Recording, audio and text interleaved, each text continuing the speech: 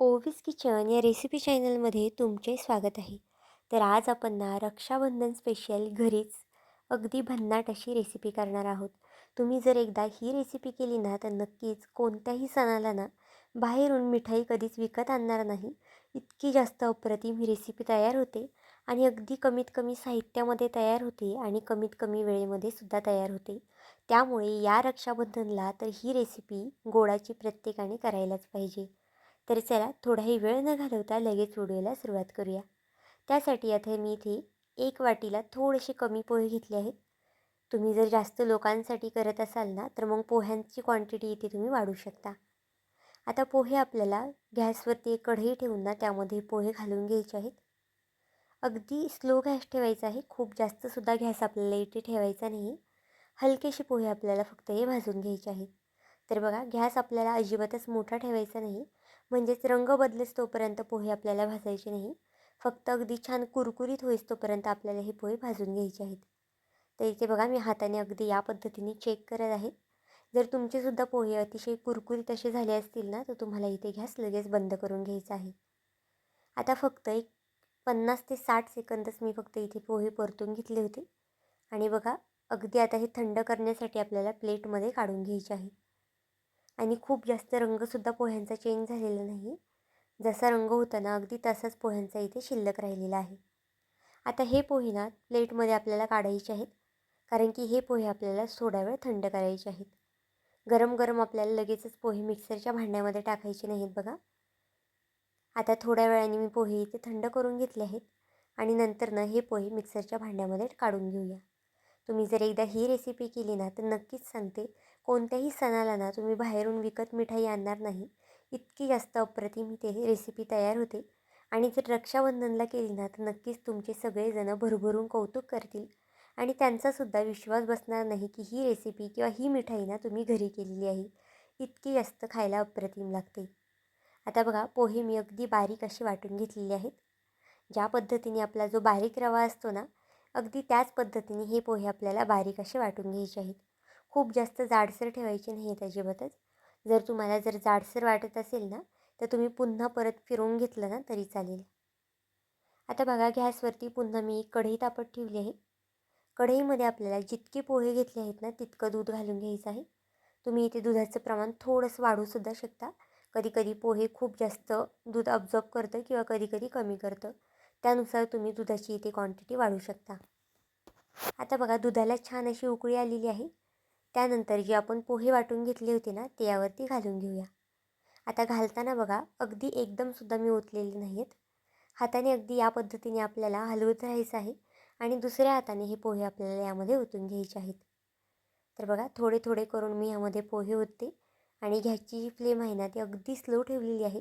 अजिबातच गॅस आपल्याला फास्ट करायचा नाही. जितका तुम्हाला गॅस जो आहे ना तो स्लो करता येईल ना तितका गॅस इथे स्लो करून घ्या. आता सगळी पावडर यामध्ये मी पोहेची घालून घेतलेली आहे.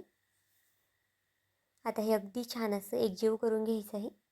तुमच्याकडे जर स्पॅच्युला असेल ना तर तुम्ही स्पॅच्युलाने सुद्धा अगदी हे मिक्स करू शकता.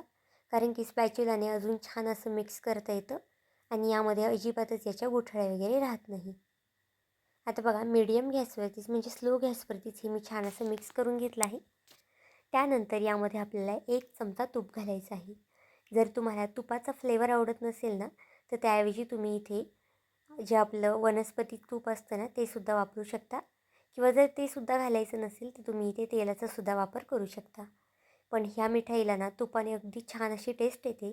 त्यामुळे आवडत असेल ना तर आवर्जून घाला. आता तूप घातल्यानंतर पुन्हा छान असे हे मिक्स करून घेऊया.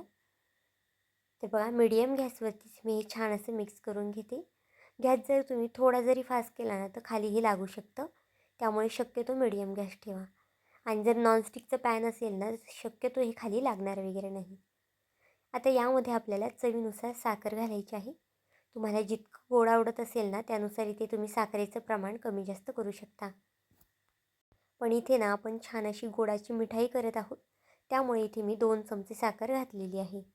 तर बघा अर्धी वाटीला थोडेसे जास्त पोहे होते. त्यामुळे मी इथे 2 चमचे साखर घातली आहे. तुम्ही साखरेचं प्रमाण हे तुम्ही तुमच्या आवडीनुसार कमी जास्त करू शकता. झाकण ठेवून फक्त 1 मिनिटासाठी इथे मी वाफ काढून घेतली आहे. त्यानंतर यामध्ये मी एक मोठा चमचा ना दूध पावडर घातलेली आहे. दूध पावडर घालणं खरं तर खूप जास्त ऑप्शनल आहे. तुमच्याकडे जर अवेलेबल असेल ना त्यावेळेस तरच घाला किंवा तुम्ही स्किप केली ना तरीसुद्धा चालेल. ही मिठाई ना आठवडाभर ना आरामात राहते फ्रीजमध्ये. तुम्ही आठवडाभर करून ठेवली ना तरी आरामात फ्रीजमध्ये राहते आणि जशी आहे ना तशीच राहते आणि खायलासुद्धा अतिशय अप्रतिम लागते. जर एकदा तुम्ही ही मिठाई केली ना तर हॉटेलमधून कधीच मिठाई विकत आणणार नाही. आता बघा हे छान असं मिक्स करून घेतलं आहे मी साखर घातल्यानंतर. यामध्ये मी अगदी थोडीशी वेलची पूड घातली आहे. वेलची पूडनीसुद्धा अगदी छान असा फ्लेवर येतो याला. जर तुमच्याकडे सुंठ पूड असेल ना तर तीसुद्धा इथे तुम्ही घालू शकता किंवा जर तुम्हाला काजू बदामची पूड वगैरे असेल ती घालायची असेल तर या स्टेजला तुम्ही तीसुद्धा पूड घालू शकता.